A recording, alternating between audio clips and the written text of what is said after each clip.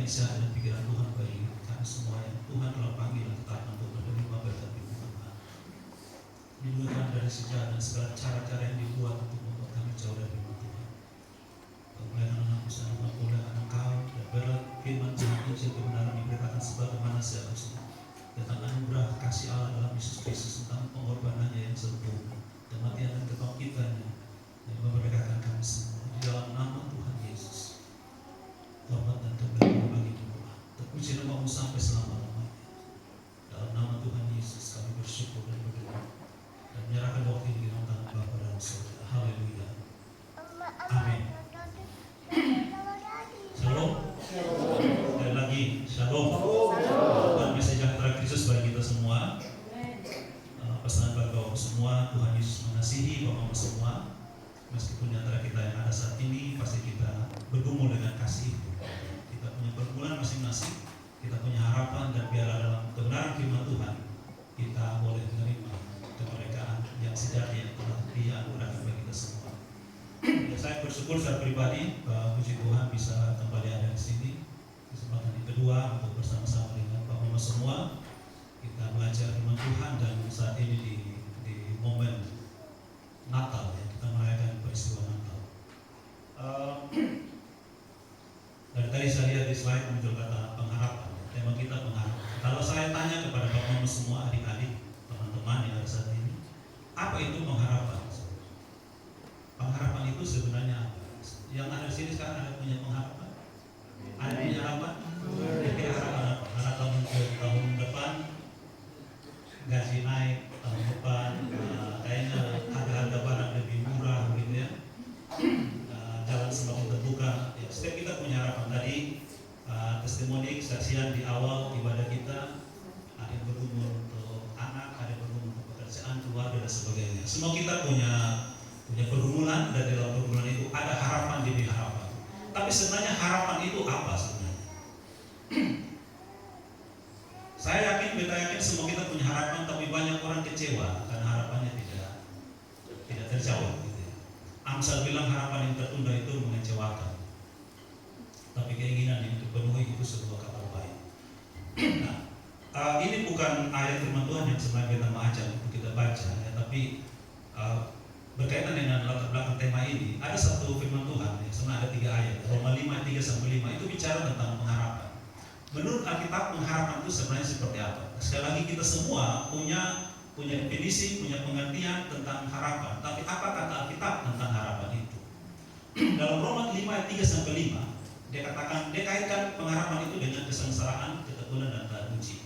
Ya, dia bilang, dan bukan hanya itu saja, kita malah bermegah juga dalam kesengsaraan. Karena kita tahu, menurut firman Tuhan di Roma 5, kita tahu kesengsaraan itu menimbulkan, artinya kesengsaraan itu menghasilkan ketekunan. Ketekunan menghasilkan apa? Ketekunan menghasilkan tahan uji. Kata lainnya adalah karakter. Dan tahan uji itu menghasilkan apa? Karakter. Jadi pengharapan itu posisinya bukan di depan. Bukan kita lakukan sesuatu karena kita punya harapan, bukan. Itu mungkin hanya sekedar keinginan. Pengharapan itu posisinya di belakang. Banyak orang kenapa kecewa terhadap harapannya dia? Karena dia harapkan sesuatu tapi tidak mau menderita. Itu omong kosong. Orang di luar negeri sana bilang no pain no gain. Tidak ada hasil tanpa perjuangan. Betul ya? Bahkan ada bilang begini, proses tidak pernah mengkhianati hasil. Proses dulu, sengsara dulu gitu. Kata pengharapan di dalam Perjanjian Baru dia pakai kata bahasa Yunani elpis. Elpis itu bukan arti ya kita berharap semoga, bukan. Elpis itu pengharapan yang didasari oleh keyakinan bahwa pribadi yang saya harapkan ini dia mampu melakukan itu. Bahwa di dalam Yesus Kristus ada keselamatan. Itu dasarnya. Makanya kalau kita lihat orang-orang di gereja mula-mula itu rela menderita, sakit tidak apa-apa, mati dan Kristus tidak apa-apa, karena harapan mereka itu pasti. Sekarang ini banyak orang di persekutuan tapi menderita tidak mau. Banyak orang bergereja tapi menderita tidak mau gitu. Karena itu harapan mereka itu harapan kosong ya. Tadi dibilang apa? Buah kosong. Ingin di pesta ya semua dapat makanan enak-enak tapi sama-sama buah bergereja, pergi beribadah, pergi persekutuan, tujuannya untuk dapat berkat. Itu salah, itu sesat. Kenapa? Menurut 1 Petrus, orang Kristen itu adalah orang yang dipanggil untuk memperoleh berkat.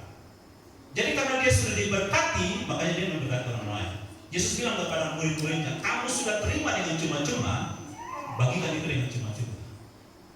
Itu dasarnya. Elpis, saya yakin bahwa di dalam Kristus dia sudah menolong saya. 30 tahun yang lalu, beta pergi ke Baun, ada masuk di rumah Raja Koro. Ada satu hadiah dari orang Belanda kepada Raja Koro. Beta karena sangat terkesan dengan kata-kata itu, beta ingat sampai sekarang. Tulisannya bilang begini, aku tidak tahu bagaimana cara Tuhan menyelesaikan masalahku, tapi aku percaya dia sanggup menyelesaikan. Saya tidak tahu bagaimana cara Tuhan menyelesaikan masalah saya. Saya tidak tahu apakah Tuhan mau sembuhkan saya atau tidak, mau menolong saya atau tidak, tapi saya tahu dia sanggup. Itulah iman dari Sadrak, Mesak, Abednego, Misael, Hananya dan Asaria. Ketika mereka diperhadapkan dengan api yang menyala-nyala, dia bilang ini kepada Nebukadnezar, kalau Allah yang kami sembah, bahasa Indonesianya diterjemahkan mau, sanggup, tapi sebenarnya terjemahan aslinya bilang mau dengan sanggup berbeda. Ada orang yang mau tapi tidak sanggup, ada orang yang sanggup tapi tidak mau. Sadrak, Mesak, Abednego, Misael, Asaria dan Hananya bilang kepada Nebukadnezar, kalau Allah yang kami sembah, dia mau tolong kami, saat ini juga dia tolong kami. Tapi kalau dia tidak mau tolong kami saat ini, kami tetap tidak sembah itu Pak.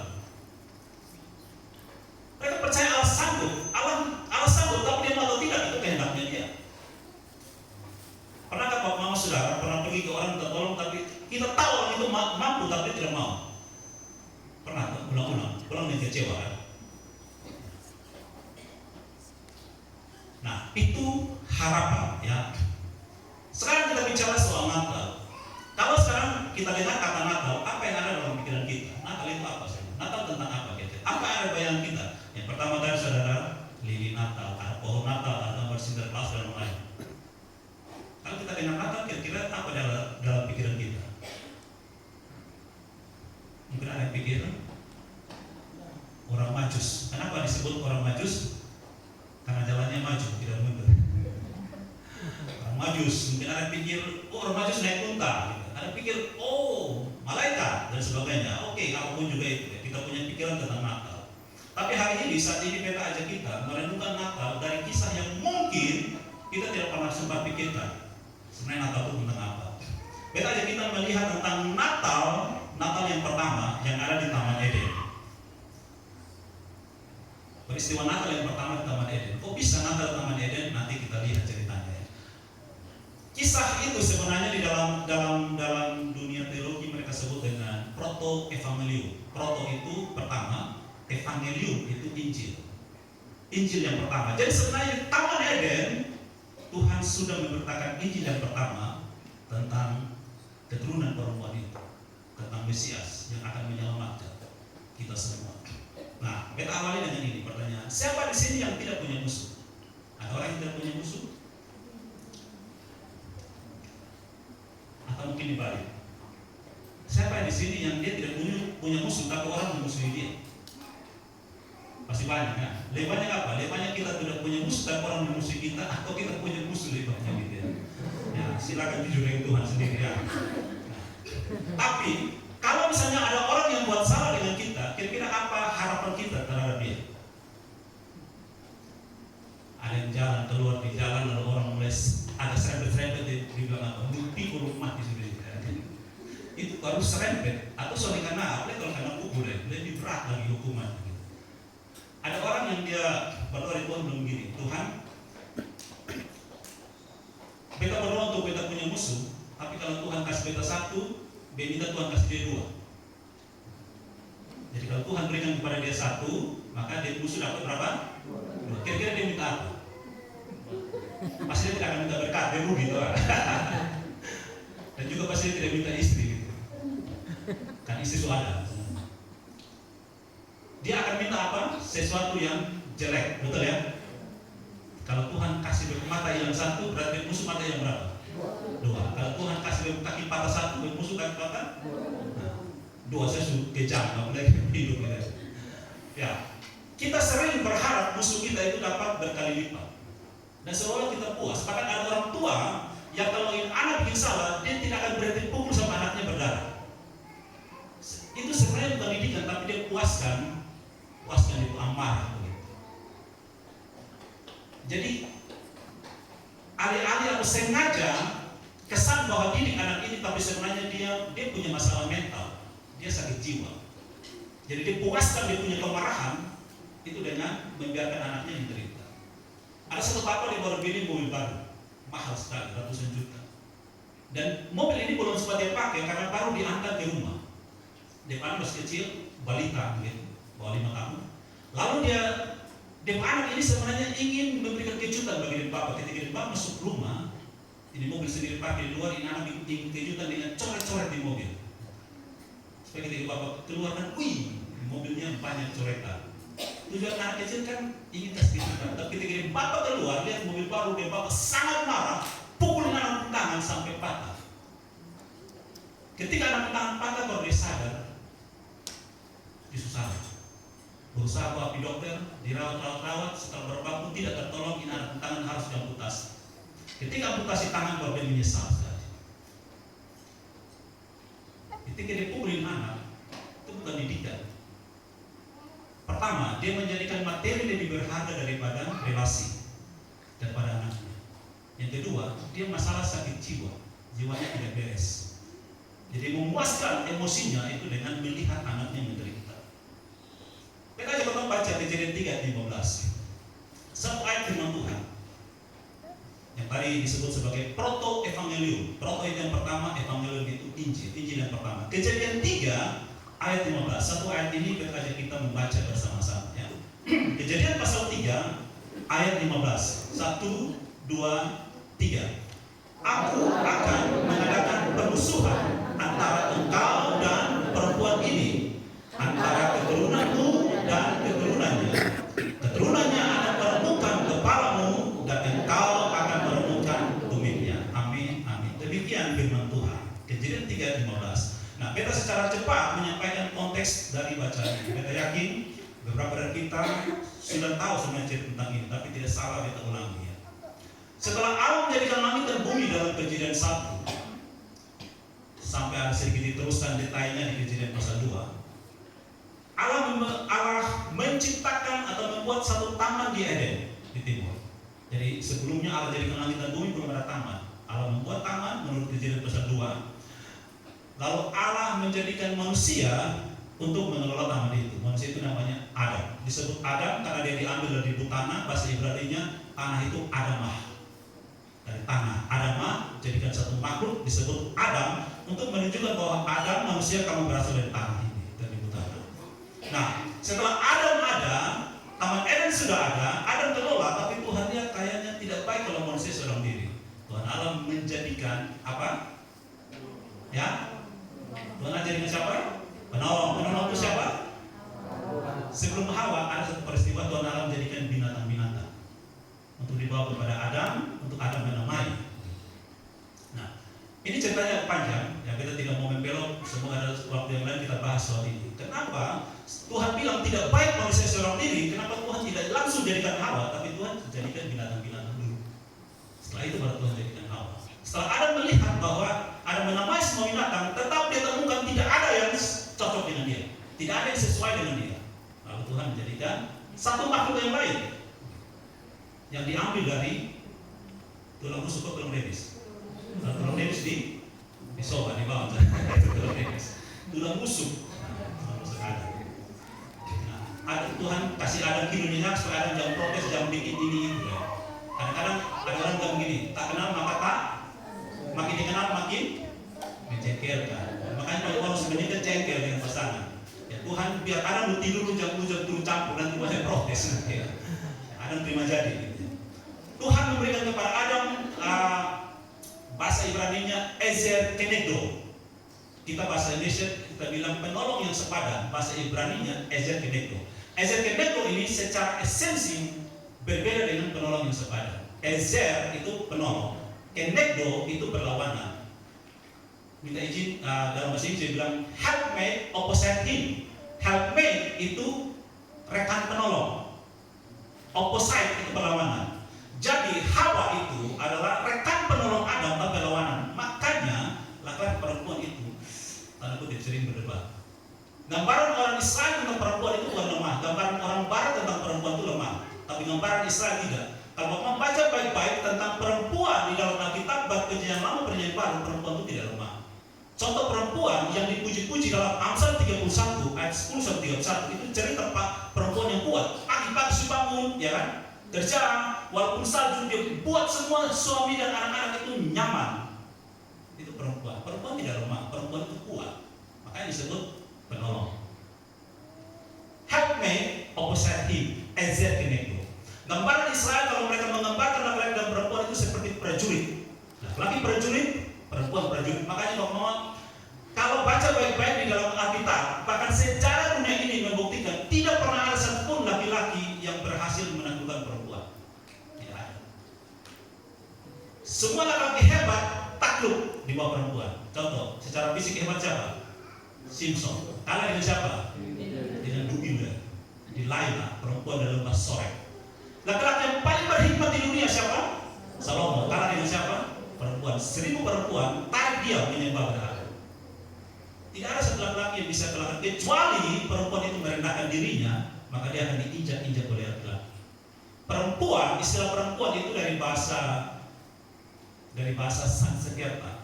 Perempuan itu empu. Kata dasarnya empu. Kalau kita belajar sejarah dulu namanya empu Tantular, empu Sutasoma, empu siapa lagi itulah. Jadi empu itu artinya yang diagungkan, dikasih imbuhan P dan A menjadi perempuan. Ya, perempuan itu pribadi yang luar biasa. Tuhan jadikan untuk menolong manusia.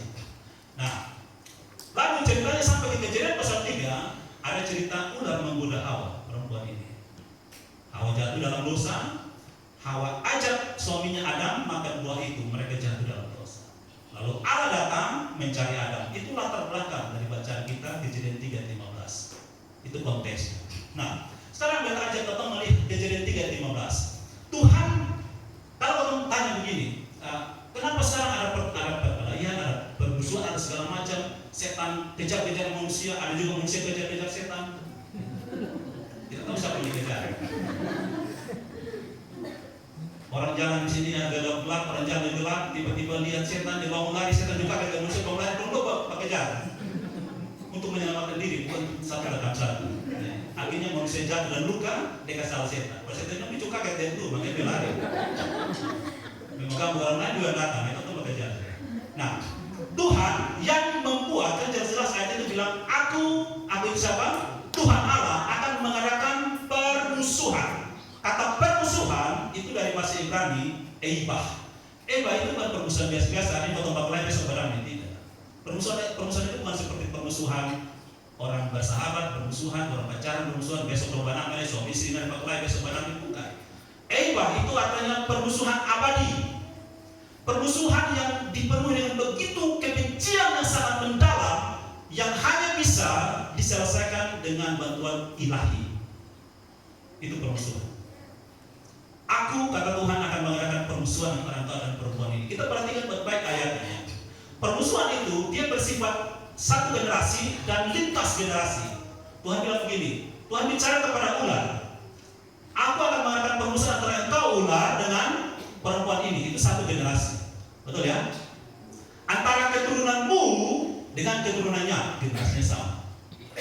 Lalu dia bilang, keturunannya akan meremukkan kepalamu. Dan keturunan yang sudah di bawah ini, dia akan naik hantam engkau di generasi atas. Kepalamu dihancurkan. Dan keturunanmu lintas generasi menghancurkan tubuhnya. Itu peperangan lintas generasi, peperangan kosmos. Setiap generasi terus ada permusuhan-permusuhan itu. Tidak akan selesai, karena itu permusuhan abadi. Terjemahan itu bilang permusuhan berdarah, berdarah-darah, tidak ampun.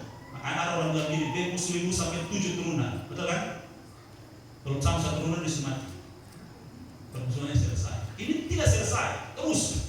Makanya kalau kita lihat baik-baik, setelah Tuhan mendeklarasikan permusuhan itu, di dalam Kejadian 4 lahirlah siapa? Kain. Menurut 1 Yohanes 3:12, Kain itu berasal dari sejarah. Makanya Kain membunuh adiknya Habel. Itu keturunan yang baik, orang yang baik. Bahkan sampai mati pun darah Habel ini masih berteriak pada Tuhan. Habel itu orang benar. Ketika Habel mati, seolah-olah permusuhan itu selesai, kan tidak lagi anak. Tapi Tuhan bangkitkan siapa? Set untuk gantikan Habel. Terus keturunan Kain, keturunan Set, kalau kita baca Alkitab, ada keturunan Kain, ada keturunan Set. Masing-masing keturunan bermusuhan. Sampai muncul Nuh. Nuh dan keluarganya, mereka 8 orang yang benar di semua itu dicatatkan, semuanya mereka mati. Tuhan binasakan yang hebat. Setelah Nuh muncul Abraham, muncul Daud, orang-orang yang dipilih oleh Tuhan, dan semua orang itu memusuhi mereka. Permusuhan itu terus terjadi sampai datang Yesus Kristus. Yesus Kristus menyelesaikan permusuhan itu dengan pengorbanannya di kayu salib. Nah, pesan berkaitan dengan pengharapan kita hari ini adalah di dalam semua proses itu Allah tetap hadir setiap proses. Allah tidak tinggalkan manusia berjuang sendiri. Allah bilang, aku akan mengadakan permusuhan antara engkau dan perempuan ini, keturunanmu dan keturunannya. Allah tidak duduk diam di surga dan biarkan kau semua jerapah terserah. Allah tetap hadir dalam setiap proses. Makanya ketika Habel itu mati, Allah bangkitkan Set menggantikan Habel. Setiap generasi tetap ada anak-anak milik Tuhan, tidak pernah hilang terputus. Kenapa? Karena di setiap cerita generasi itu Allah ada. Sekarang kalau kita bertanya, kenapa PDI Menara Kesatuan ini ada? Untuk apa? Apakah untuk sombong-sombong? Ada orang-orang rohani di sini? Tidak. Saya tidak tahu, kita tidak tahu bahwa mau punya alasan apa, tapi kita percaya tidak seperti itu. Allah punya rencana. Di setiap generasi Dia akan hadirkan orang-orang untuk kabar baiknya. Bahkan ketika Elia, setelah dia membunuh 450 Nabi Baal, dan dia bilang, tinggal saya sendiri Tuhan yang menyembah engkau. Tuhan bilang tidak. Tuhan bilang apa? Saya sisakan 7.000 orang yang tidak pernah menyembah. Elia tidak tahu. Tuhan yang sediakan semua. Makanya kita sebut El-Shaddai, Allah yang menyediakan. Jehovah Jireh, Dia yang sediakan. Jadi tengah-tengah kita punya pergumulan hidup, kalau kita rasa sendiri, jangan terlalu baper. Betul ya? Allah ada menemani kita di setiap perjalanan hidup kita. Bahkan Yesus bilang sampai Dia datang kembali pun Dia memelihara jemaatnya. Salah satu buktinya adalah apa? Dia bilang, saya akan kembali ke surga, tapi tidak biarkan kamu yatim piatu. Saya akan minta kepada Bapa mengutus bagimu siapa? Roh Kudus, Parakletos itu, untuk menemani kamu sampai aku datang kembali. Itulah sebenarnya menjadi dasar kita berharap kepada Tuhan. Pengharapan kita ada di situ, supaya pengharapan kita jangan kosong. Nah, yang berikut semua, mari kita lihat pola bagaimana Allah bekerja. Dalam Kejadian 3, perhatikan baik-baik ya. Di dalam Kejadian 3 itu, Tuhan berbicara, kebaikan Tuhan, kasih karunia Tuhan mendahului hukumannya atau mendahului aturannya. Ini prinsip kerja Tuhan. Kasih karunia Allah mendahului aturan yang Dia berikan. Kasih karunia Allah mendahului keadilannya. Kebaikan Allah mendahului keadilannya. Kalau keadilan Allah mendahului kebaikannya, kita semua selesai. Kita lihat contoh.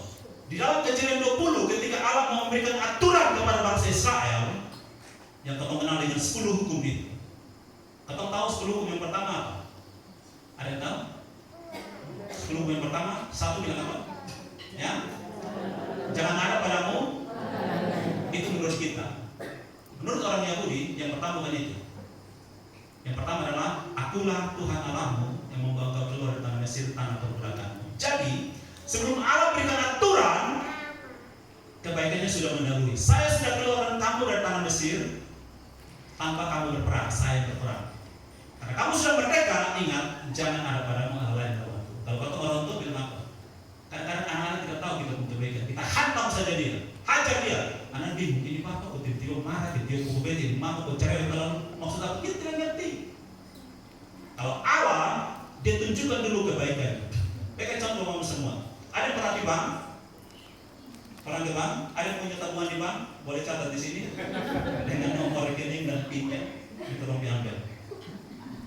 Kita semua tahu kalau potong pergi ke bank, kalau tidak tabung di situ jangan ambil uang, betul ya? Kalau kita tidak tabung, diambil namanya apa? Pencuri, perampok. Siapa yang sanggup kita? security senjata. Kalau tidak tabung, jangan tarik uang. Kalau seseorang dalam keluarga, kalau anak itu belum yakin betul bahwa bapak mama mengasihi dia, jangan larang-larang dia. Apalagi pukul dia akan benci kita bisa-bisa. Sayangi dulu dia. Pastikan bahwa dia tahu kita mengasihi dia, supaya ketika kita tegur dia keras, dia tahu semua itu ada dalam kasih orang tua kepada saya. Kalau tidak, kita akan terjadi permusuhan abadi. Pakai prinsip lima, setor dulu, baru tarik. Nah, tadi ayat yang dikutip di sini waktu baca bakaran lilin, Yohanes 1 ayat 14. Firman itu telah menjadi manusia dan diam di antara kita. Bagian terakhir dia bilang begini, penuh kasih karunia dan kebenaran. Kasih karunia mendahului kebenaran. Kalau Arab tahu kebenarannya lebih dulu, kita semua binasa. Kita tidak ada benar. Selesai. Tapi kasih karunia-Nya lebih dulu mengasihi kita.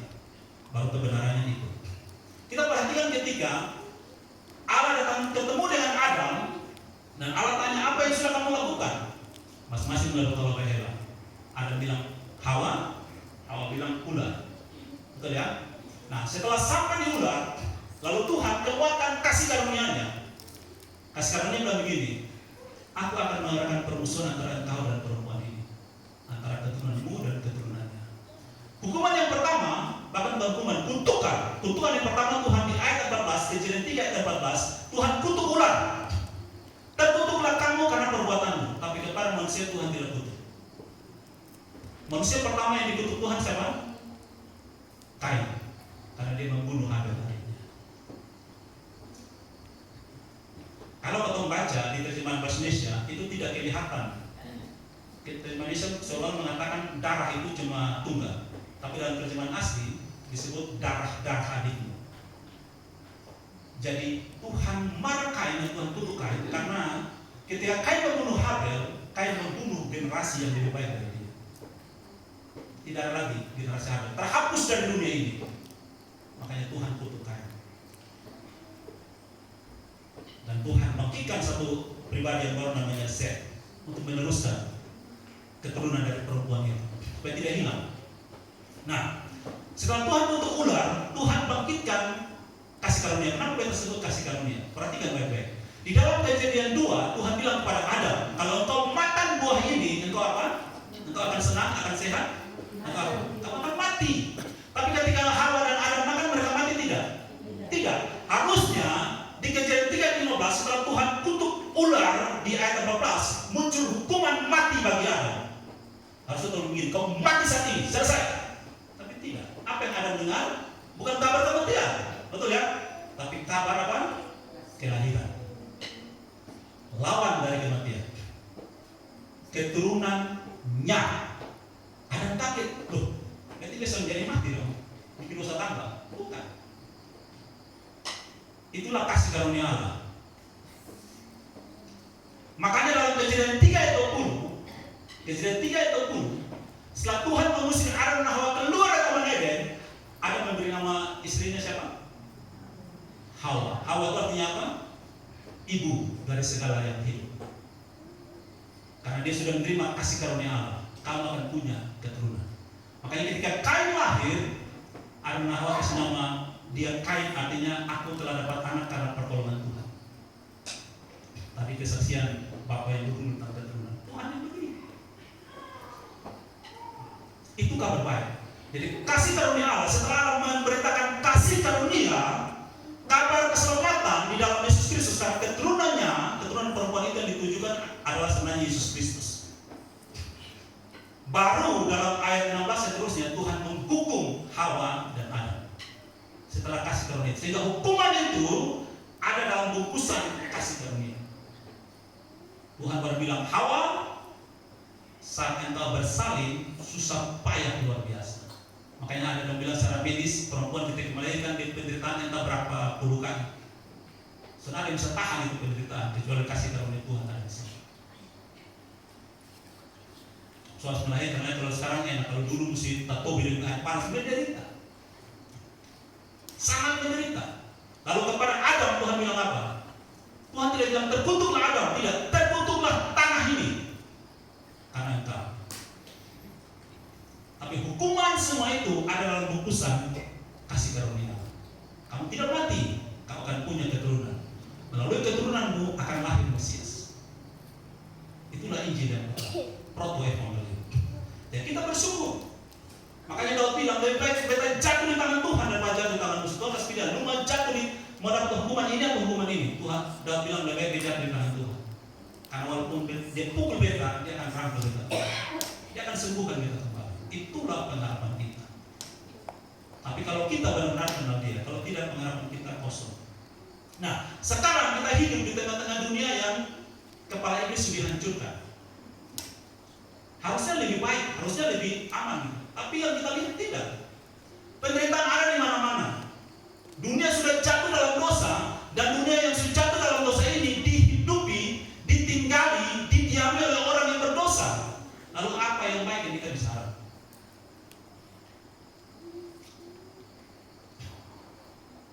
Kamu pernah lihat orang pergi tangkap ikan? Tahu ya, kalau tangkap ikan mungkin pakai istilah yang lebih dulu sebelum ada orang kenal es batu untuk awetan ikan, biasa pakai garam. Ketika ikan ditarik keluar dari air, dia mati atau hidup? Mati. Dia mati. Berarti kalau makan ikan semati, loh. Makanya ada yang ketika pergi ikan tanya ikan semati berapa kali? Kalau ikan sudah mati, pembusukannya sudah jadi ke belum? Sudah. Berarti kalau makan ikan busuk kan? Tapi kenapa kita tidak sakit? Karena ketika nelayan tarik ikan, ambil ikan, lalu ikan mati, dia awetkan dengan apa? Garam. Taruh garam, ya sekarang mau taruh dengan es batu, dulu dengan garam. Itu untuk menghambat pembusukan. Ada orang bilang begini, ini pesan yang mau sepeda gini. Ada orang bilang ibarat sama ibarat sama-sama. Doa sama doa sama-sama. Menurut beta itu salah total. Coba kasih tahu semua orang di dunia berhenti berdoa, berhenti ibadah. Di dunia tidak. Ambil ikan dari laut, jangan garami. Kasih 1 hari baru makan. Dia jadi apa? Penyakit, mematikan. Tetap bertekun dalam doa, bertekun dalam ibadah. Percaya Tuhan ada dalam proses itu. Jangan berhenti. Berhenti itu sama dengan bunuh diri sendiri. Meskipun hidup sekarang ini lebih susah dari zaman dulu. Dulu kalau potong uang 1.000 bisa makan nasi campur, betul ya? Beta masih dapat itu. 1.000 rupiah nasi campur. Sekarang 1.000 kali 15 kali 20 bisa dapat nasi campur. Dulu beta masih dapat naik angkot 150 rupiah naik bemo, jauh dekat 150. Sekarang belum jarang naik angkot 1.000 batu berapa? 3.000, 5.000. 5.000. Dulu dari SD masih dapat uang jajan 50 rupiah. Ada yang dapat itu, kalau dapat potong 1 generasi. Sekarang mungkin ada yang 100.000. Dulu kalau mau habis nikah gampang sekali dapat rumah, tanah kosong banyak, bangun rumah. Sekarang harus cicil belasan tahun. Baru dapat rumah berapa? Tipe 3 anak, 4, 5. Dulu orang kerja walaupun 6 hari, jam 1 siang setengah 2 pulang masih bisa tidur, lanjut kegiatan. Sekarang kerja Senin sampai Minggu, tengah malam pun masih kerja. Hidup makin susah, makin menderita. Masalah yang sepele jadi rumit diselesaikan. Dibesar-besarkan, apa yang tambah dengan medsos? Masuk di FB, IG, TikTok, segala macam. Makin rumit. Hal yang sangat dulu 1 jam bisa masalah selesai, sekarang bertahun-tahun. Rumit. Semua dipersulit. Pergumulan ada di mana-mana. Seolah-olah iman kita itu yang kita imani tidak cocok dengan kenyataan. Makanya banyak orang kecewa. Di gereja misalnya sekarang persekutuan dengan foto begini, dia keluar yang dia tentang lain, tidak sesuai. Apalagi orang yang berkhotbah sini terlihat sangat alim, sangat rohani. Pulang rumah semua orang takutin dia. WM penyembahan di persekutuan di gereja, dia tahu semua orang yang bentar. Dia pulang rumah orang semua orang yang bentar dia. Di jalan semua orang takut dia. Lihat motor semua sudah takut habis. Elia satu saat dia pernah stres dan depresi. Setelah yang tadi kita bilang bahwa dia membunuh para 50 nabi Baal, laki-laki penyembah berhala, tukang suami, 450 orang, dia bisa hancurkan dalam hitungan detik mungkin. Api turun lagi, disuruh bunuh semua orang. Tapi satu perempuan yang ancam dia lari bawa bunuh dia. Makanya perempuan itu, makanya dari dulu sampai sekarang tidak pernah ada orang bilang kakek sihir. Yang ada apa? Makanya bertobat orang yang sihir. Tapi sih ada di luar sana banyak. Nah, dia takut dengan ancaman Isabel ini, lalu dia lari masuk ke pedalaman Berseba. Tujuan dia menghadap Allah di Horeb. Dia lari, dia stres, dia depresi karena tekanan yang berat, dia punya mental sakit luar biasa, dan dia bilang, Tuhan cukup, sekarang biar mati. Dia kecewa dengan semua ini. Faktanya, kenyataannya, Elia stres dan depresi.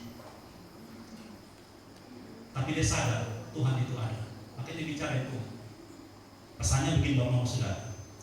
Kalau sekarang teman punya masalah, itu fakta. Tuhan dia punya masalah. Masalah apa? Sakit, ekonomi, pekerjaan, pelayanan, apapun itu fakta, itu nyata, kenyataan, tidak bisa kita sangkali. Tapi jangan lupa, Tuhan itu juga fakta dan nyata. Dia ada. Jangan abaikan itu. Jangan sangkali itu. Makanya ketika Elia bilang, Tuhan, beta mati sekarang, Tuhan kirim malaikatnya, kasih Elia makan. Karena pesan malaikat perjalanan sangat jauh, makan, nanti lu akan jalan 40 hari. Sekali lagi Bapak semua, malam ini, hari ini kalau kau punya masalah, itu fakta, kau akui itu, jangan tolak bahwa kita punya masalah, jangan tolak dan kita stres, itu fakta, itu kenyataan. Tapi sadar juga, Tuhan itu fakta dan nyata. Kebanyakan agama-agama di dunia percaya bahwa Allah itu transenden. Transenden itu di tempat sangat jauh, tidak mungkin orang sampai di sana. Transenden, jauh sekali, tidak terlampau, tidak bisa didatangi, sangat jauh. Tapi di dalam Kristen kita percaya Allah itu transenden, tapi dia juga imanen. Imanen itu artinya dia ada di sini. Yang kita sebut dengan Immanuel. itu Elohim. Elohimnya ada di sini. Ketika Musa tanya, namamu siapa? Aku ada. Kapanpun, dimanapun, aku ada. I am. Ego Emi, kata orang Minang. Aku ada. Jadi sekali lagi, boleh kau bergumul menangis dengan Tuhan, mengeluh dengan Tuhan tidak jadi masalah. Bertanya dengan Tuhan tidak jadi masalah. Maria ketika Gabriel bilang kamu akan mengandung, akan melahirkan seorang anak, Maria tanya, kita belum bersuami, mana mungkin? Tuhan tidak larang, Tuhan tidak marah kita ketika dia bertanya. Itu kita manusia, karena kita tidak tahu di depan kita seperti apa. Tapi sebelum kecewa lebih dalam, sadar bahwa Tuhan ada. Dia berproses dengan kita, dia menyertai kita. Ada satu pemuda ketika dia sakit, dia berdoa pada Tuhan. Dia bergumul dengan Tuhan untuk minta kesembuhan. Lalu dia dengar Tuhan bilang begini, saya tidak akan sembuhkan kamu, karena saya percaya kamu sanggup menanggung itu. Bapak sekarang mau pilih yang mana? Kalau ada yang sakit saat ini, kita berdoa, Tuhan berkasih karunia bahwa sembuh, lalu jauh dari Tuhan, tinggalkan Tuhan, tidak mau bersekutu lagi, karena sudah sehat, cari uang sampai mati, sibuk sampai mati, atau tetap sakit tapi bertekun dalam persekutuan melayani Tuhan, semakin mengenal Tuhan, semakin mengasihi Tuhan. Pilih yang mana? Pilih yang mana? Sekarang bebas, 1, 2, 3 sudah pilkada. Beta sangat yakin mau tahu jawabannya, tapi menjalaninya tidak mudah.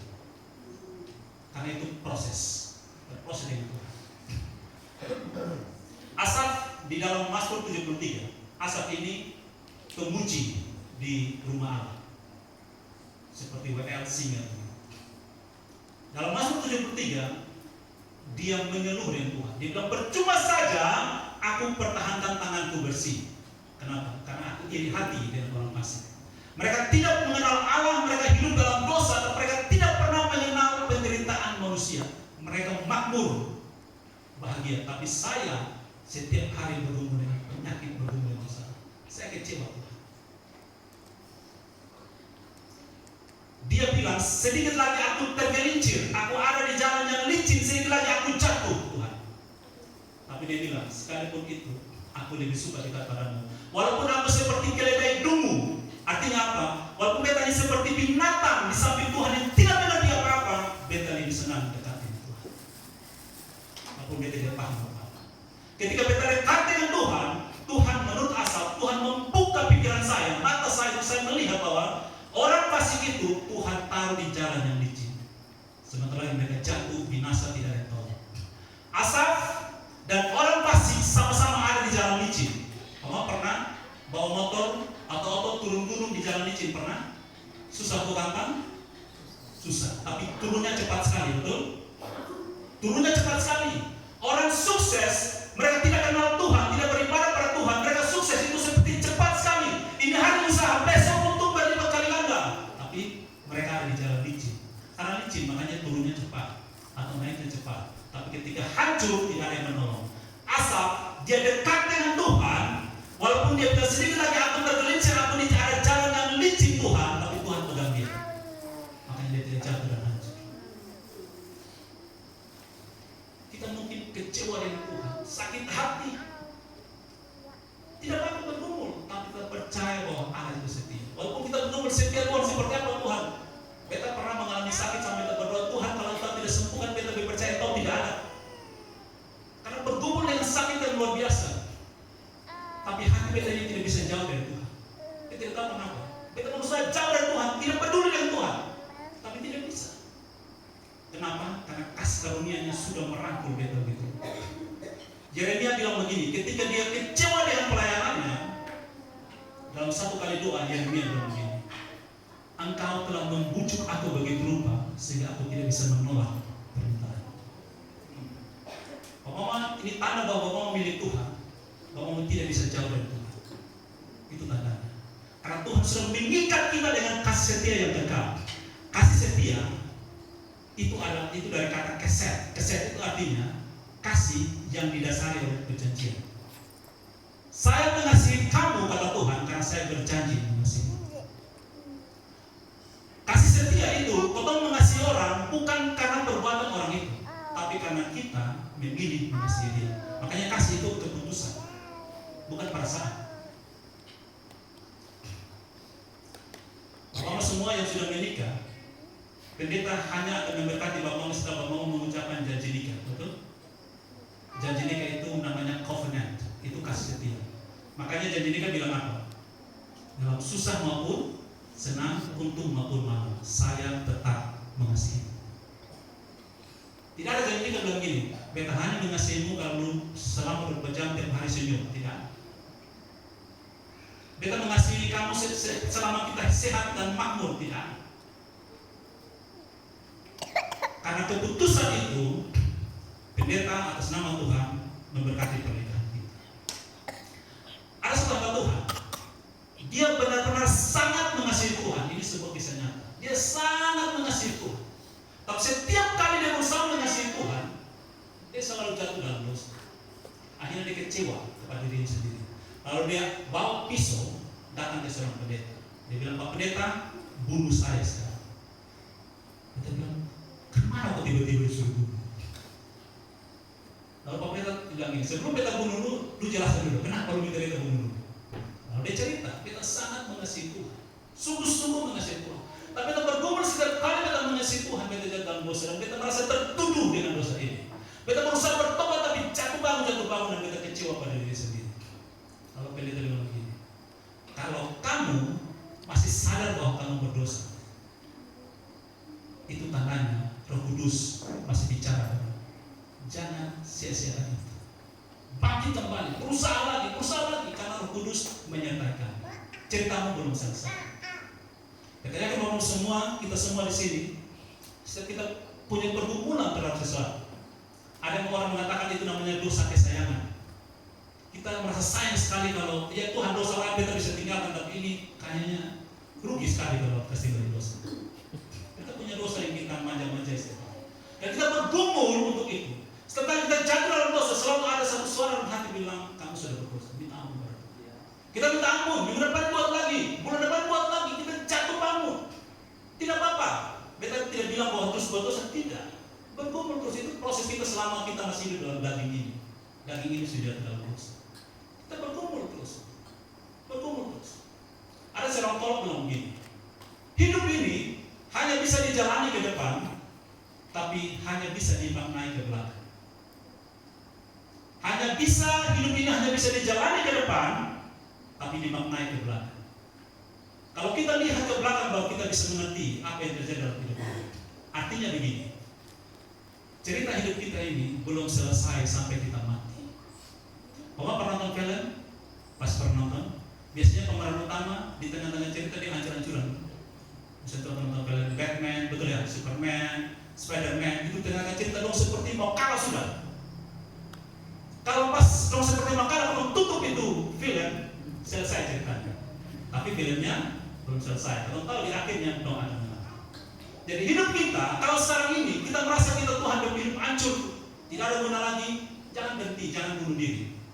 Kalau kita belum mati, kisah hidup kita belum selesai. Terus berjuang sampai akhir baru kita tahu. Terus berjuang sampai akhir, karena kasih karunia Allah masih ada bagi kita. Apalagi Roh Kudus masih ingatkan kita, kamu salah.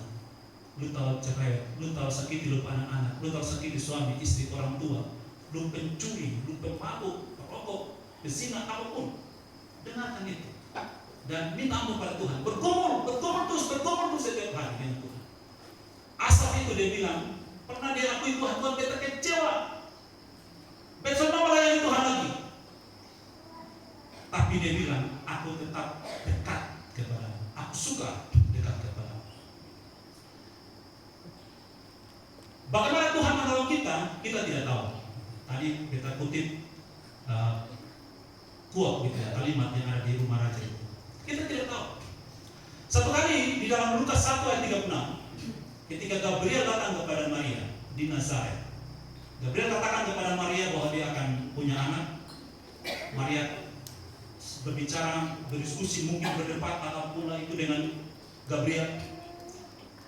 Sampai di ayat 37-38 muncul pengakuan. Gabriel bilang bahwa bagi Allah tidak ada mustahil. Lalu ayat 38 Maria merespon, aku ini hamba Tuhan, jadi padaku menurut perkataan. Tapi sebelum selesai dengan kalimat itu, Gabriel bilang kepada Maria begini, Elizabeth, sanakmu sedang mengandung di masa tuanya. Nah, ini pesan yang saya sampaikan kepada kamu semua. Tetapi ini seringkali tidak memahami apa yang Tuhan kerjakan. Kita tidak paham, kita tidak tahu. Lebih parah lagi kalau ketemu jauh dari persekutuan, hampir tidak pernah berdoa, tidak pernah baca kitab, tidak peduli dengan Tuhan, kau semakin bingung dengan hidup ini. Kau berpikir kau punya tujuan, kau berusaha kejar, tapi tujuan itu semakin jauh. Atau kau berhasil, memang kau sukses, tapi dalam hati ini ada yang kosong. Dan kau isi dengan apa? Dengan percabulan. Kau isi dengan apa? Dengan rokok, dengan minuman keras, dengan buat dosa ini, buat dosa itu, dengan malas, dengan segala macam, berusaha untuk mengisi kekosongan itu, tapi tetap kosong. Kenapa? Karena tempat itu milik siapa? Roh Kudus. Tuhan yang harus isi di situ, baru kita akan tenang. Meskipun kita tidak punya apa, itu tempatnya Tuhan. Nah, ketika Gabriel bicara dengan Maria, Gabriel mengeluarkan satu pernyataan singkat, Elizabeth, sanakmu sedang mengandung di masa tuanya. Apa arti pernyataan ini bagi Maria? Maria sedang bergumul. Kenapa? Karena kalau dia ketahuan hamil di luar nikah, aturan Yahudi pasti jelas dirajam sampai mati. Mungkin dia akan dihina, dicemooh oleh orang. Anaknya tidak akan diterima di bait Allah karena aturan hukum Taurat, anak hasil persinahan tidak boleh masuk ke bait Allah. Banyak hal bikin kacau dia punya pikiran. Jadi ketika dia katakan aku ini hamba Tuhan, jadi padaku menurut perkataanmu, saat itu masalah belum selesai, masalah baru mulai. Tapi dia tunduk pada Tuhan. Nah, setelah Gabriel meninggalkan Maria, Alkitab bilang apa? Maria secepat-cepatnya pergi ke pegunungan Yehuda, ketemu dengan Elizabeth. Pasti Maria ingin buktikan ini benar atau tidak, sudah pasti. Tapi ada hal yang jauh lebih dari itu yang Tuhan sediakan bagi Maria. Pertama, saat Maria ketemu dengan Elizabeth, Elizabeth bertanya begini, siapakah aku ini sehingga ibu Tuhanku mengunjungi aku? Kata ibu Tuhanku ini mengandung pengakuan, peneguhan, konfirmasi bahwa Maria hamil itu bukan bersinah. Karena ini ibu Tuhanku. Anak dalam kandunganku, kata Elizabeth, meloncat-loncat kegirangan, bersuka cita. Berarti Maria ini tidak bersinah. Nah, apa arti pernyataan Elizabeth bahwa ibu Tuhanku? Elizabeth ini dia baru mengalami mujizat, hamil di usia tua. Berarti heboh. Kalau potong di Besmat, saya satu mujizat terjadi, saya heboh apalagi zaman dulu. Heboh, mungkin satu Israel heboh. Peristiwa terulang Abraham dan Sarah di ribuan tahun yang lalu terjadi pada Zakaria dan Elizabeth. Heboh. Berarti semua orang sedang heboh. Mungkin saat itu seorang lagi pakai rumun di rumah Zakaria dan Elizabeth. Lalu ketika istri seorang imam mengeluarkan statement pernyataan ibu Tuhanku, semua orang menerima Maria. Karena yang ngomong ini bukan orang biasa-biasa, istri imam yang sedang mengalami mujizat. Pernyataan yang luar biasa. Dan sangat mungkin walaupun Alkitab tidak tulis sampai terpercaya, disitulah Yusuf dan Maria menikah. Kenapa mereka harus menikah di situ? Supaya ketika mereka kembali ke Nazaret, Maria punya status sah jadi istri dari Yusuf. Walaupun saat itu mereka sedang bertunangan. Apa pesannya bagi kita, Bapak-Bapak, Saudara, teman-teman semua? Allah sudah menyediakan jalan keluar bagi kita sebelum kita tahu. Makanya 1 Korintus 10:13 bilang, pencobaan-pencobaan yang kamu alami, pencobaan biasa. Allah itu setia. Ketika kamu dicobai, dia sudah sediakan paket jalan keluar. Duduk, diam, tenang, belajar firman Tuhan, kamu akan ketemu solusinya. Tapi kalau semakin marah, kecewa, jauh dari Tuhan, tinggalkan Tuhan, kau semakin bingung. Ini mau jadi apa Tuhan? Kacau sudah semua, mati sudah. Ya kan, kau makin jauh dari Tuhan. Duduk, diam, tenang, cari Tuhan. Solusinya sudah ada. Coba baca contoh ini. Ada gempa bumi terjadi. Kita sedang buka pintu, atau mungkin kebakaran di gempa bumi lah. Pintu sudah buka. Terjadi gempa bumi, kebakaran, totong lari sana sini, totong lihat pintu atau tidak? Tidak. Makanya orang kasih kesal gini. Ketika terjadi gempa bumi, jangan panik. Diam, lihat pintu di mana. Kalau panik, takut semua orang, artinya banyak celaka karena panik. Diam, tenang, lalu lihat ketika di sana bergoyang lagi, beberapa detik baru lari ke pintu. Kalau dia lagi bergoyang, potong lari, potong seluruh, pas dia goyang, tabrak tembok. Tenang, duduk, diam, tenang. Sulit sudah. Makanya Yesus sebelum dia naik ke kayu salib, dia cari waktu tenang di Getsemani untuk dia bergumul tarik tangan dengan Bapaknya, meminta pertolongan dari Bapaknya. Tenang. Orang yang hidup makin sibuk, makin kacau. Ada orang bilang begini, kalau makin sibuk harusnya punya banyak waktu, makin banyak berdoa. Makin sibuk, makin banyak berdoa. Jangan makin sibuk pikir alasan. Dulu belum bersekutuan, berdoa tiap hari, hampir tiap hari ada di rumah doa untuk berdoa cari pekerjaan. Setelah pekerjaan, ajak mau berdoa, ajak ibadah, ajak melayani. Minta maaf, kenapa? Tahu sibuk kan? Pekerjaan kalau banyak. Lalu Tuhan bilang gini, kalau gitu sudah, beta kasih lu dipecat supaya lu bisa datang kembali. Ada urusan bisa Tuhan. Terus lu mau apa? Allah memberkati kita, tujuannya supaya kita makin dekat dengan Dia. Mama yang anak minta HP, Bapak berikan dia HP, walaupun mungkin Bapak punya uang pas-pasan, tapi kasih dia HP tujuannya cuma satu, supaya anak tahu beta mengasihi dia, betul ya? Tapi ketika, dan dia makin dekat dengan Bapak mau, betul ya? Tapi ketika setelah dapat HP, dia kemana? Dia sibuk tiap hari HP, jauh dari orang tua bikin apa? Suka kembali HP sah? Ya kan? Makanya Bapak yang so jago, so hebat, so kuat, Tuhan berkati dengan kesehatan, kekuatan, sukses, makin jauh dari Tuhan pilih mungkin satu cara, kasih dia sakit, mungkin kaki patah, mungkin atau sakit apa, atau kasih dia pengusaha ketika dia sudah mau naik di puncak paling tinggi, bahkan sudah di puncak paling tinggi, pukul dia ke seluruh. Itulah yang Tuhan lakukan kepada Nebukadnezar. Ketika dia sombong dengan kemegahan istananya, Tuhan bilang hari ini lu hidup seperti binatang. Yang 5 bulan lalu kita khotbah di sini tentang Nebukadnezar. Dia sombong, Tuhan jadikan dia hati seperti binatang. Lalu selama 7 masa dia bergumul untuk menjadi manusia kembali yang tahu hormati Tuhan. Maka ketika dia menghadap ke langit, diakui Allah Maha Kuasa, Tuhan pulihkan dia keadaan menjadi seperti manusia. Lalu Tuhan kembalikan dia ke istana. Jadi ingat, jangan lupa dengan Tuhan. Tahu kita berasal dari mana. Nah, kita lihat Mazmur 42 ayat 3 dan 6. Mazmur 42 ayat 3 dan 6 ini mazmur seorang yang mazmur dari Bani Korah. Bani Korah ini juga dia pemimpin pujian di rumah Allah yang Daud tempatkan dia untuk memuji Tuhan.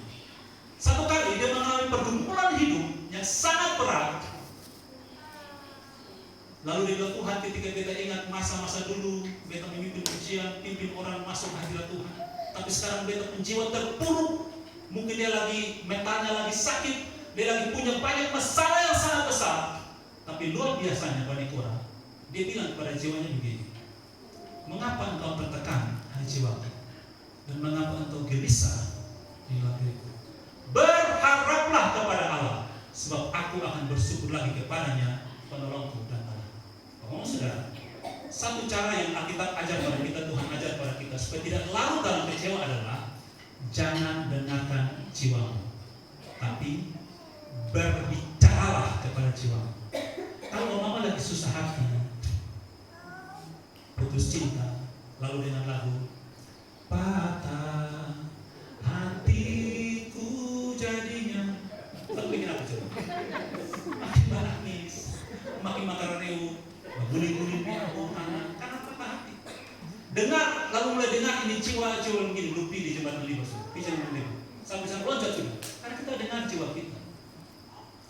Di dalam jiwa itu ada pikiran, perasaan, kehendak. Jiwa itu adalah hasil perpaduan antara roh Allah dengan tanah. Kalau kamu perhatikan Kejadian 2 ayat 7, Allah jadikan kita dari debu tanah. Lalu Allah hembuskan rohnya. Ketika roh Allah bertemu dengan debu tanah ini, jadilah kita makhluk hidup. Bahasa Inggrisnya bilang a living soul, jiwa yang hidup. Dalam jiwa kita ada pikiran, perasaan, kehendak. Pikiran kita, perasaan kita, kehendak kita harus diajar. Jangan biarkan dia ajar kita. Kan kita sudah jatuh dalam dosa. Kalau kita biarkan dia ajar kita, hidup kita makin terpuruk, kita makin kecewa. Makanya Mazmur 22 bilang, jiwaku kenapa engkau kecewa? Kenapa engkau sedih? Berharap kepada Tuhan. Perintahkan jiwa kita untuk memuji Tuhan. Makanya kita baca di Mazmur, berkali-kali Daud bilang apa? Pujilah Tuhan, hai jiwaku. Pernah tidak kita bangun tidur kita pemalas, tidak mau berdoa? Pernah? Apalagi capek kerja dari sampai malam. Malas berdoa, malas bersyukur Tuhan. Perintahkan jiwa itu bangkit, memuji Tuhan, sembah Tuhan, berdoa, baca firman Tuhan. Perintahkan, jangan ikut maunya jiwa kita.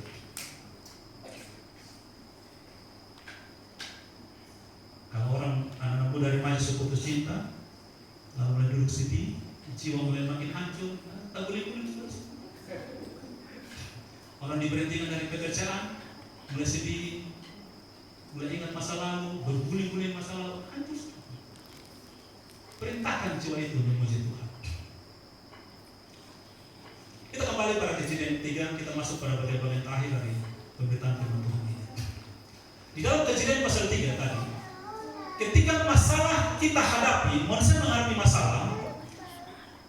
Atau tahu ceritanya setelah Adam dan Hawa mereka makan buah itu, lalu mereka sadar, pikiran mereka terbuka, mereka sadar mereka telanjang. Apa yang mereka lakukan? Mereka bukan datang kepada Tuhan minta ampun. Berapa banyak dari bapak semua, saudara semua yang ketika tahu berdosa minta ampun itu? Ada orang yang mungkin ada yang datang kepada Tuhan minta ampun, tapi ada yang mulai takut di ibadah. Ada yang untuk persekutuan, ada bikin dosa begini, titik ngomong boleh ngomong, takut dan malu. Sampai persekutuan, sampai gereja. Ketika kebiasaan kita manusia, ketika kita menghadapi satu masalah, kebiasaan kita, mungkin ada yang luar biasa tidak seperti ini, tapi kebanyakan orang kebiasaannya adalah menghindar dari Tuhan. Pilihan Adam dan Hawa bersembunyi.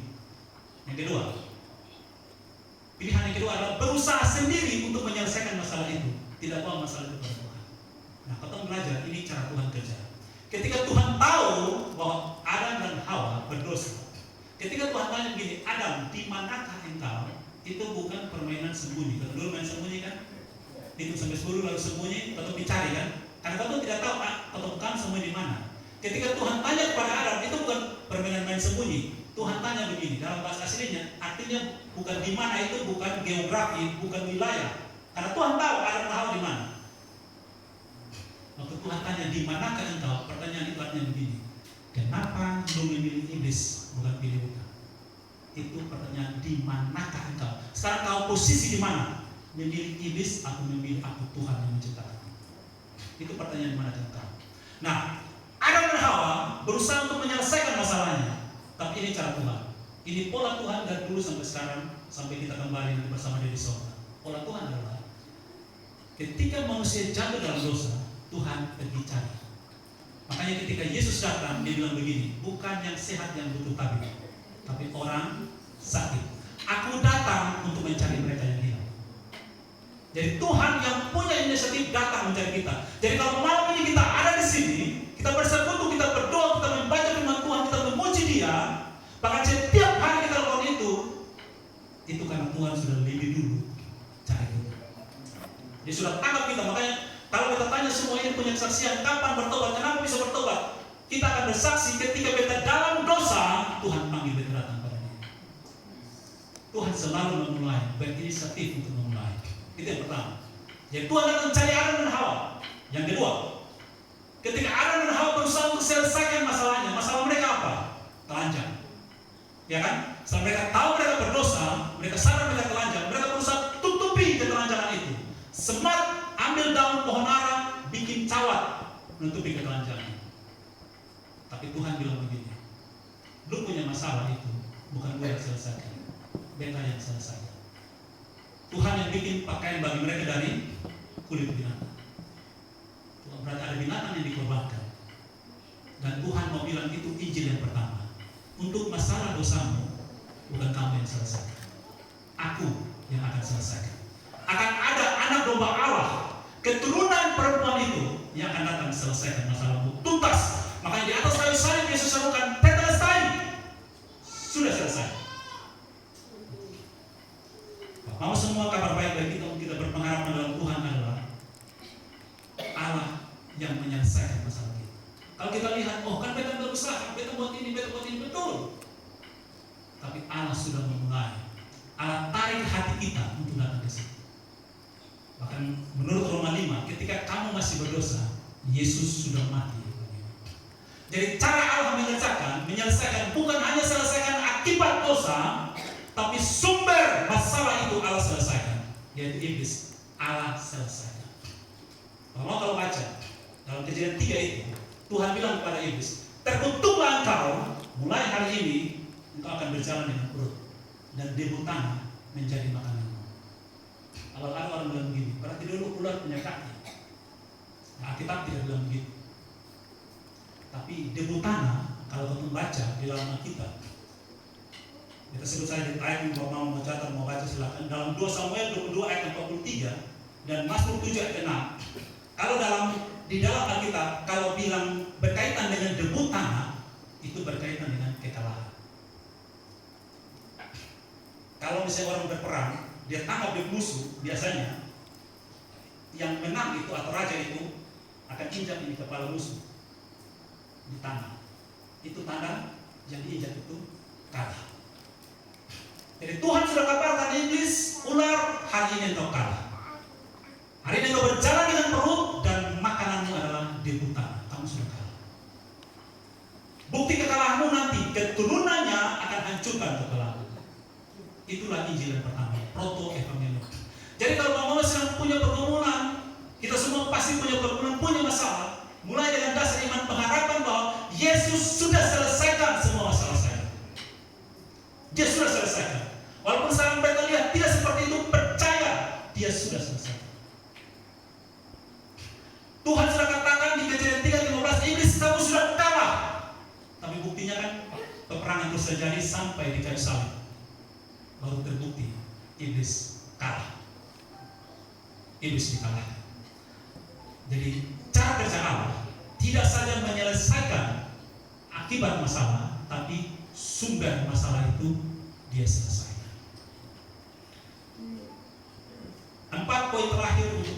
khotbah ini. Yang pertama, kalau kita bicara soal kita punya pengharapan, berarti pengharapan kita itu semuanya tentang apa? Apa yang paling penting yang harus kita harapkan dalam hidup ini? Menurut kita, yang paling penting yang kita harapkan, Yesus sendiri katakan gini, jangan kamu kejar makan minum pakai, tapi kejar kerajaan Allah, kebenaran dan kebenarannya. Maka semua yang kamu khawatirkan akan ditambahkan kepadamu. Jadi bagi kita, ada 4 poin penting yang perlu kita dasari menjadi pengharapan kita dalam hidup ini, supaya kita bersuka cita dan kita menikmati Tuhan Allah selama-lamanya, apapun masalah yang kita hadapi. Karena masalah itu secara prinsip Tuhan sudah selesaikan bagi kita. Pengharapan yang pertama adalah pengharapan hidup kekal. Amin. Semua menikmati hidup kekal? Sekarang pertanyaannya, bagaimana orang menikmati hidup kekal? Bagaimana orang bisa mendapatkan hidup kekal? Jawabannya cuma satu. Kenapa orang tidak bisa menikmati hidup kekal? Alasannya cuma satu. Karena dosa. Berarti orang akan menikmati hidup kekal kalau dosa itu diselesaikan. Pertanyaannya, bagaimana cara kita selesaikan dosa? Kita manusia yang berdosa tidak bisa menyelesaikan dosa. Dosa, sekarang kita tanya di sini, kita minta izin misalnya Bapak Eres. Om Eres punya hutang sangat banyak sekali, terlalu banyak, sampai Om Eres ini, Bapak Eres ini bekerja sampai mati pun, dan selama sisa hidup ini bekerja 24 jam, setiap hari 24 jam sampai mati, hutang itu tidak bisa dibayar karena terlalu banyak. Pertanyaannya beda, bagaimana hutang itu dibayar? Orang akan jawab dengan gampang, tidak mungkin dibayar. Betul ya? Mau kamu mau bayar, kerja sama mati suami bisa bayar. Menurut beda, tetap bisa dibayar. Dan itu cara Allah. Yang pertama, orang yang kepadanya Om Eres ini berhutang, orang itu bilang begini, Bapak Eres, beta kasihan dari Bapak Eres, beta punya hati ini tergerak untuk menolong Bapak Eres, Bapak Eres berhutang, beta hapuskan. Bisa kan?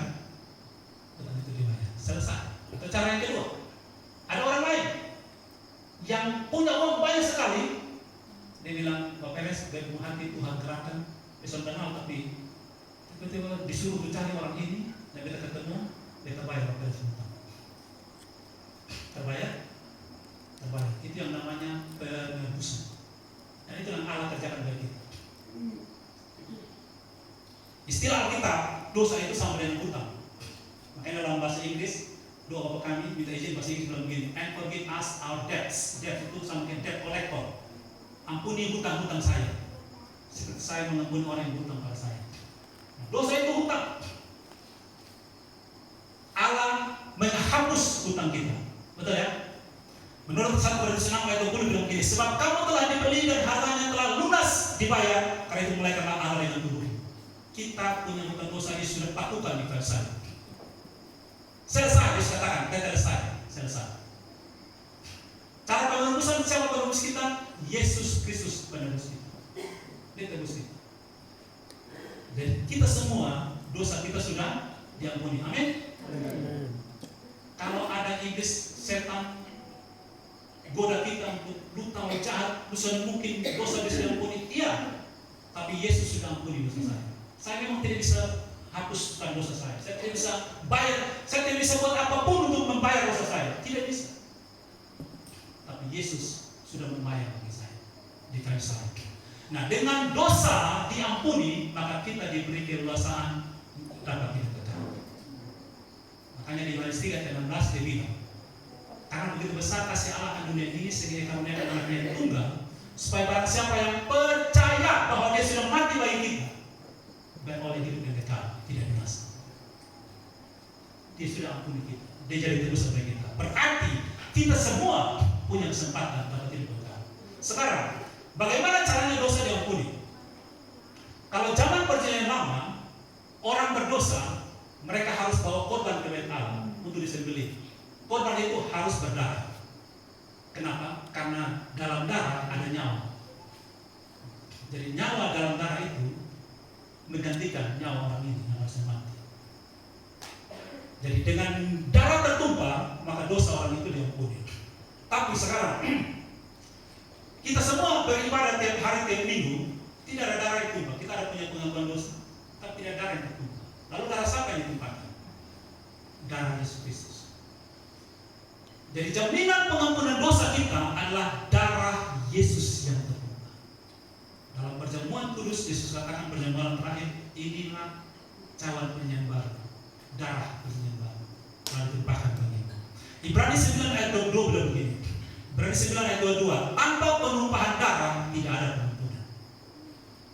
Jadi Bapak ketika melakukan dosa tadi kita bilang kita semua seperti punya dosa kesayangan. Kita bergumul dalam dosa setiap hari, ini bisa akan datang mendakwa kita, kamu berdosa, kamu tidak bisa diampuni, kamu sangat jahat.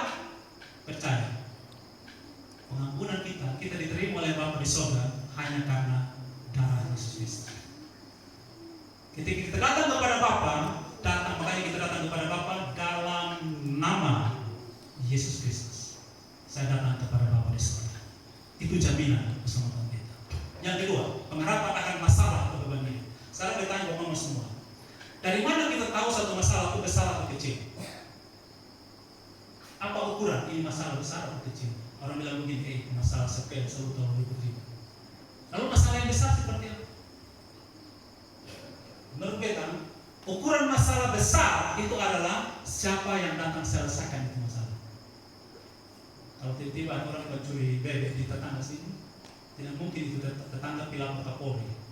Itulah Kapolri, aku orang curi bebek, Kapolri bilang apa? Bebek sudah bebek, ada itu babinsa, ada yang polsek, nanti lapor. Kapolri, Panglima TNI datang mungkin kalau ada misalnya informasi ada teroris di sini, mungkin mereka datang. Atau ada makar di Semarang, mungkin mereka datang. Satu masalah besar atau kecil tergantung siapa yang datang selesai. Lalu apa masalah terbesar kita manusia? Masalah kita terbesar adalah dosa. Dan dosa itu diselesaikan oleh siapa? Yesus Kristus. Masalah terbesar manusia sudah diselesaikan oleh Yesus. Lalu pertanyaannya, masalah apa yang Yesus sudah diselesaikan? Masalah kita punya sakit, hidup pilih, satu tertutup, satu terbuka, Yesus sudah diselesaikan. Kalau dia mau selesaikan, selesai saat itu. Tapi kalau dia tidak mau selesaikan, berarti ada proses yang dia mau kita belajar bersama dia. Nah, masalah terbesar manusia adalah dosa. Yesus sudah selesaikan sekali lagi dengan perkataan tetelestai. Kata tetelestai itu punya akar kata teleo. Apa arti teleo? Kata teleo itu begini. Kata teleo itu kata yang dipakai oleh orang pada saat itu untuk urusan bisnis. Jadi kalau hari ini, misalnya kita berhutang di bank, lalu kita pergi bayar hutang, lalu hutangnya lunas, bank akan bilang teleo, tetelestai. Hutangmu sudah selesai. Nah, itulah yang disebut di atas kayu salib bahwa hutang kita, masalah kita sudah diselesaikan. Clear, beres semua, tuntas, tidak ada cicilan lagi. Mungkin dalam waktu hidup bisa jadi, ini bisa jadi, bisa juga tidak. Satu-satunya barang yang kita miliki tanpa cicilan, uang muka adalah keselamatan. Yesus sudah begini, ingat ya, supaya DP keselamatan, sisanya urus. Tidak. Yesus supaya tuntas selesai. Lu tinggal tunggu kapan waktu lu datang. Amin. Percaya itu dasar pengharapan kita bergumul dalam hidup ini. Masalah saya sudah Yesus selesaikan. Tinggal masalah yang lain kecil-kecilan kita berproses bersama-sama dengan Tuhan. Yang ketiga, pengharapan akan menghadapi ketakutan. Respon Adam dan Hawa ketika mereka jatuh dalam dosa, respon mereka terhadap Allah adalah mereka bersembunyi karena Allah. Jadi akibat dosa menghasilkan ketakutan bertemu dengan Allah. Jadi tanda bahwa semua, kalau kita mulai malas berdoa, malas baca kitab, malas bersekutu, malas persekutuan, malas gereja, hati-hati. Hati-hati. Ketong sedang diajak oleh jiwa ini jauhi Tuhan. Hati-hati. Makanya katakan kepada jiwa, bangkit, pergi persekutuan, berdoa, bertukuk lutut, baca firman Tuhan, menyembah Tuhan, bangkit hai jiwaku dan pujilah Tuhan. Itu pergumulan orang-orang yang di masjid itu. Bergumul, jangan ikut maunya jiwa. Nanti tersesat. Kalau orang bilang gini, follow your heart, ikut kata hatimu. Hati-hati. Yeremia 17 bilang hati itu licik. Uji hati ini dengan firman Tuhan. Nah, Adam dan Hawa takut menjauhi Tuhan. Sekarang kita tanya, apa ketakutan terbesar manusia? Kalau tanya anak muda yang belum pacaran, apa ketakutan terbesar? Takut sampai umur 30 40 sana ada yang salah. Waktu umur belasan ada yang salah, nona habis bilang apa? Siapa tuh? Ya kan? Siapa tuh? Artinya dia boleh seleksi. Tapi waktu umur 30-an, 40-an ada salah, dia bilang siapa salah? Tetap harus siapa tuh, jangan salah saja, jangan antara bilang. Harus tetap siapa tuh? Seleksi dia. Nah, ketakutan manusia terbesar adalah maut, kematian. Orang mau kaya sampai di mana kalau mau terus singgung-singgung dia mulai gemetar. Dia mulai cari Tuhan. Sakit, soal sembuh-sembuh dokter bilang angkat tangan pulang kau berdoa sah. Dia mulai cari Tuhan. Dia panggil hamba Tuhan keliling 1000 hamba Tuhan mulai doakan dia. Ketakutan manusia terbesar yaitu maut sudah Yesus selesaikan di kayu salib. Amin. Yesus sudah selesaikan. Berarti tidak ada hal lain yang perlu kita takuti dalam hidup ini. Makanya ada orang yang begini, dan BPN Bapak Mama, saudara, teman-teman bisa buktikan.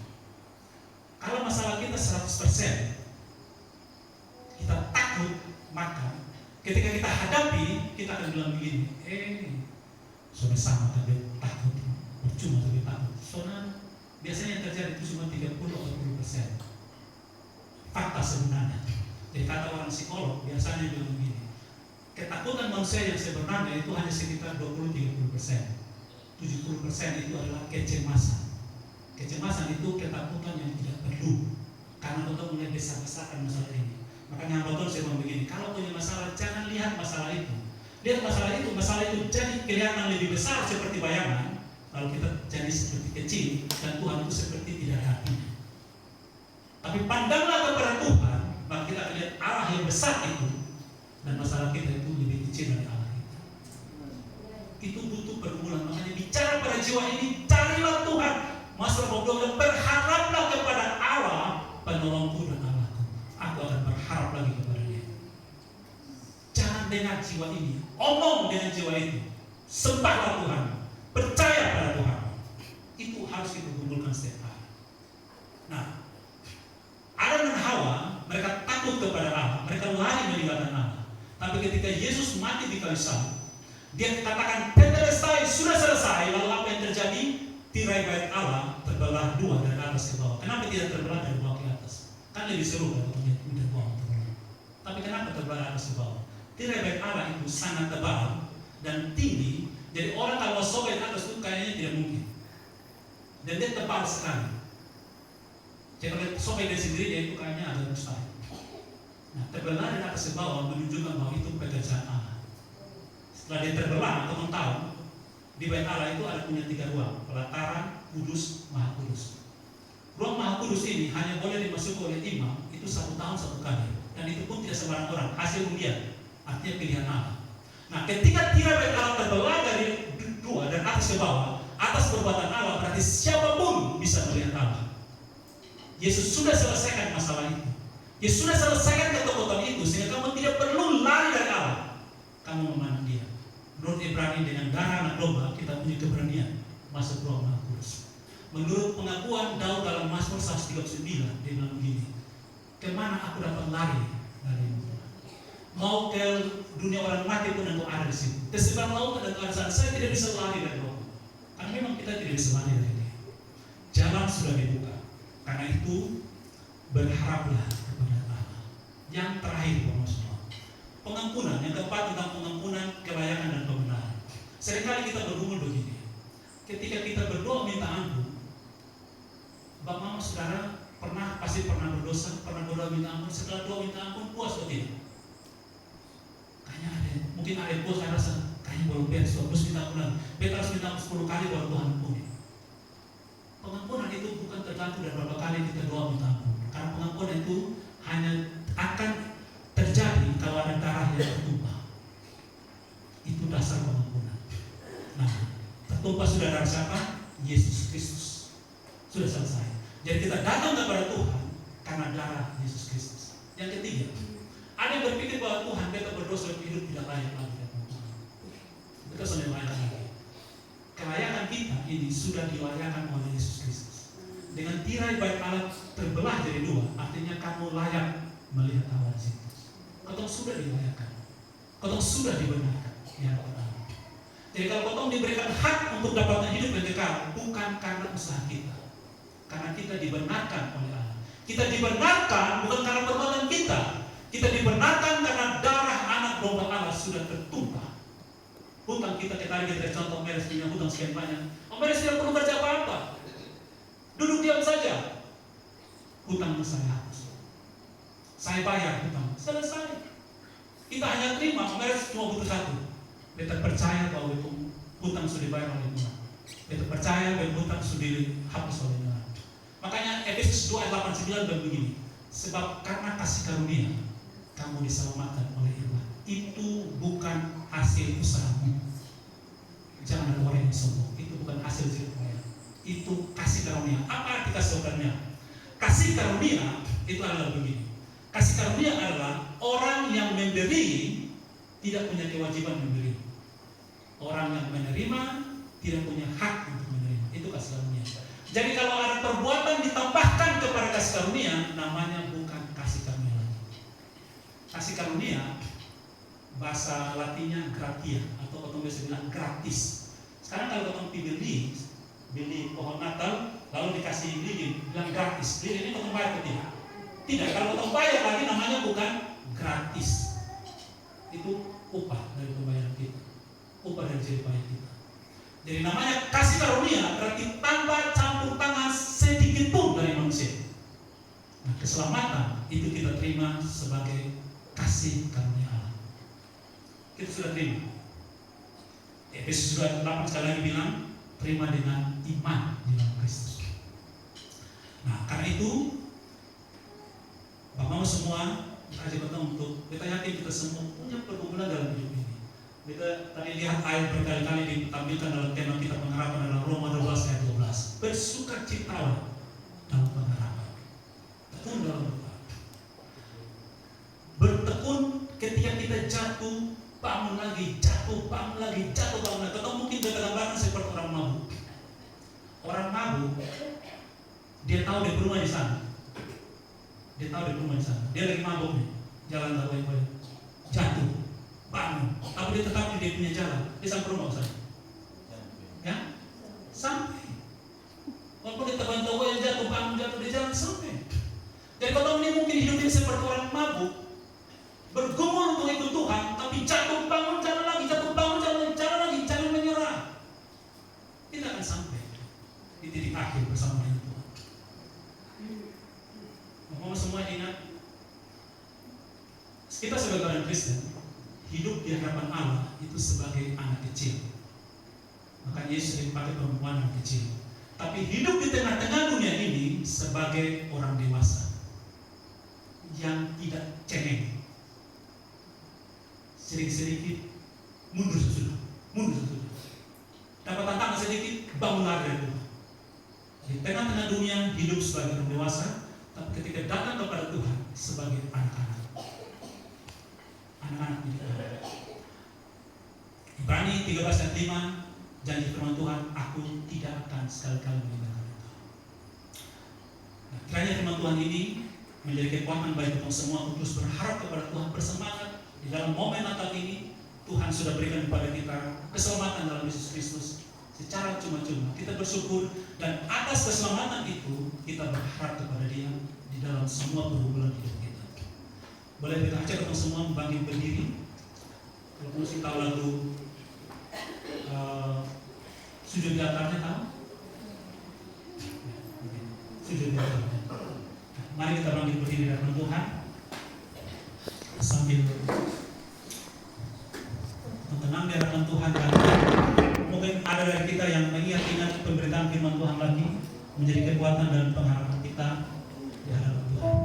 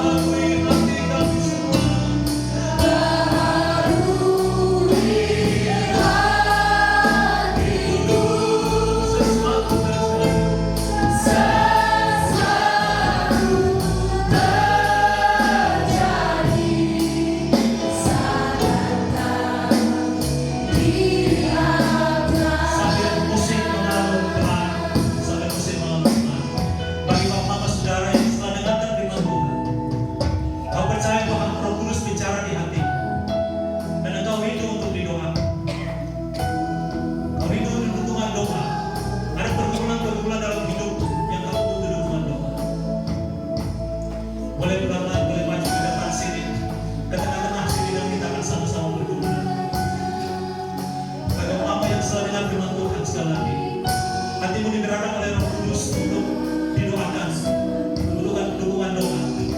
Sampai pujian ini dinyanyikan, Bapak bisa tampil ke depan, maju ke depan, kita akan sama-sama berdoa.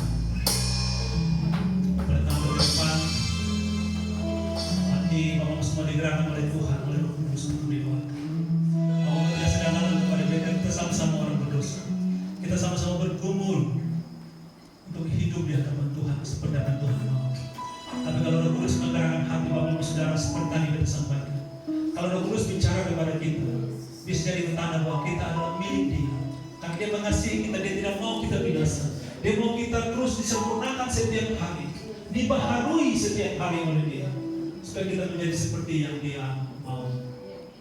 Terima kasih Tuhan. Setengah menit lagi kita menutup lalu bersama. Bapak semua yang berterus gerakan hatimu untuk tampil ya Pak. Bapak mendatang di hadapan Tuhan, memohon belas kasihan. Kita semua dimenangkan bukan karena perbuatan kita. Kita diselamatkan bukan karena usaha kita, tapi karena kasih karunia. Terima kasih Tuhan. Terima kasih. Terima kasih. Terima kasih. Terima kasih. Sekali lagi kita angkat dari lagu itu. Sujud di altarnya. Ku bawa hidupku. Ku bawa hidupku. Kami terima anugerah Tuhan Yesus. Ku terima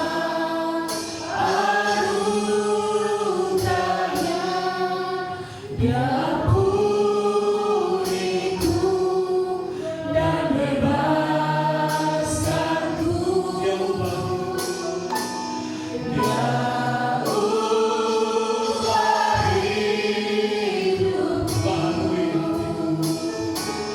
baharui hatiku. Sesuatu terjadi.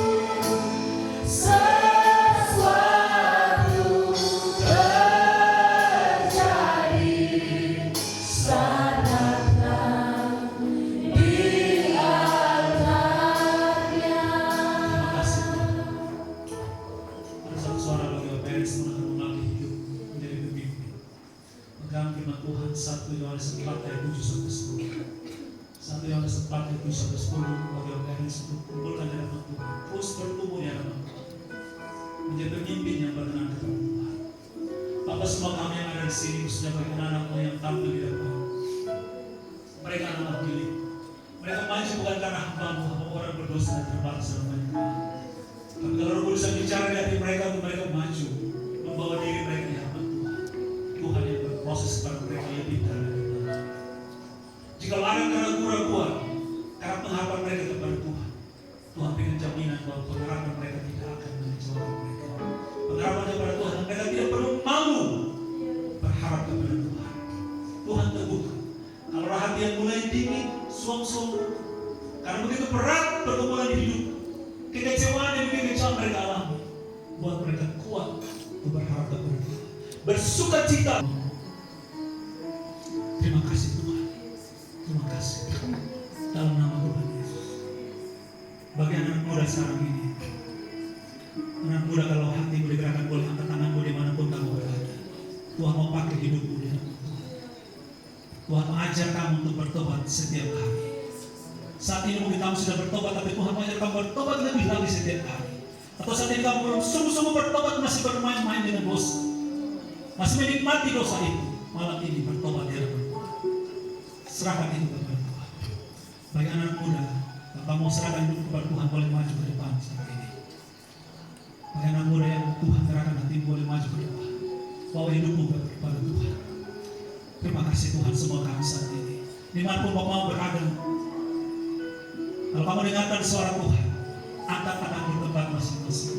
Serahkan hidupmu kepada Tuhan.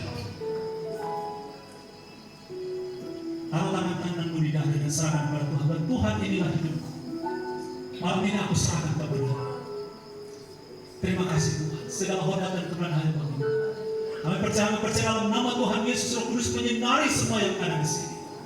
Membuka semua topeng-topeng dosa, memberikan kebenaran yang memberkatkan mereka semua saat ini, dan mereka pulang, mereka menjadi orang yang berbeda. Meskipun masalah mereka alami, mereka akan punya cara yang berbeda menyelesaikan masalah itu bersama-sama dengan Tuhan. Mereka akan puas dan bersuka cita dalam Tuhan.